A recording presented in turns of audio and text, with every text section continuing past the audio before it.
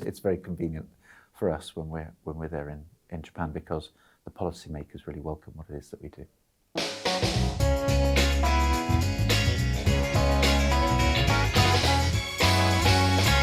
My name is Philip Howard. The job of public affairs in Japan and Korea is helping to represent our clients and help them to interact in a constructive way, to look for win-win solutions with government, with policymakers, with officials and politicians and other stakeholders in the policy space. So that's what we are always looking for, is something that is of benefit to all of the parties, to society, to good policy making, to good business.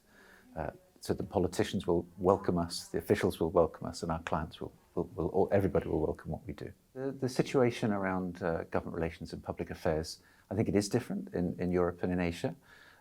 First of all, it's relatively new in say Japan and Korea. It has been regarded until quite recently as impossible, something that can't be done in Japan and in Korea. It can and is actually very effective. What that means is there are not very many people doing it, or there haven't been until recently. Because there are not many people doing it, it's actually an advantage. When we take a good idea, something that we've thought through, something that we've got a really workable solution, workable politically and so on and legally, the people that we're talking to in government really welcome that. So, for example, Japanese politicians, members of the National Diet in Japan, they have very small staffs, only 2 or 3 people in an office, and they have a lot of other responsibilities that are separate to policy making, for example. So when we come to them, we've thought it through, we've done research, we know international best practice. They find that very helpful. They need to be effective as introducers of policy, for example, and it really helps them. It's possible for us to help them.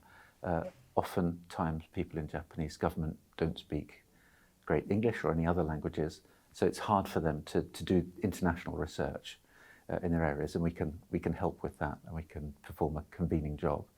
It's very convenient for us when we're there in Japan, because the policymakers really welcome what it is that we do. So in terms of whether I would advise somebody, a young person to come into the profession, absolutely yes. Increasingly, I mean, it's a very, very interesting profession. It's got real social impact. It's at the interface of business and politics and policymaking and government. It's really interesting content. It's usually about cutting edge issues, really current issues, sometimes the most topical issues, that any legislation or regulation that's being changed right now. You get to work with very, very interesting people from a different range of subjects. On our team, we have former ambassadors, lawyers, diplomats, civil servants, academics, all sorts of these different people. And they all come together to try and be creative to make a solution to a current topic, an important matter. And that's something that is, for young people, it's great to be able to do those things from a very young age sometimes. And they're very happy that they can represent, they have a voice, and that they can contribute to that. You asked also about a young woman or a young man. Let me say that in both Japan and Korea, government tends to be very male, and our company is not. So for women with an interest in politics and in regulation and these issues, it's a really excellent way, I think, to get in and to contribute. We have a very international and a very diverse, in every possible way, team. In terms of how male politicians react on coming across one of my colleagues who is a woman, I don't think that that's a huge problem. I think maybe more of a problem in Korea than Japan, but our staff do know they have to know how to handle themselves to have the gravitas and authority in that situation. In Japan, I think it's much less of an issue, and women will be treated with equal respect. It's just that they are in a world where most of the people seem to be men for historical reasons. Lots of the politicians in Japan, for example, have inherited their constituency, inherited their seat from their father. and it tends to get handed down that way. But when women approach, I don't think there's any sort of issue there. But of course, always there is a need to establish, as for a man or a woman, to establish your credibility, your knowledge, your authority. Something that we're working on right now in terms of the social impact that our work has, which is a pharmaceutical company which specializes in pharmaceuticals which are derived from cannabis.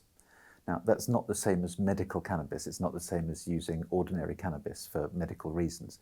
These are so the medicines which have been through clinical trials and all of the usual processes in order to have their safety and efficacy assured through clinical trials and all of the data that's required for that. But it happens that in Japan, that is banned because there's simply a ban on any products made from the leaves of marijuana or cannabis plants. So what that requires is therefore a change in the law, and there's a whole process that has to be gone through, and a political process.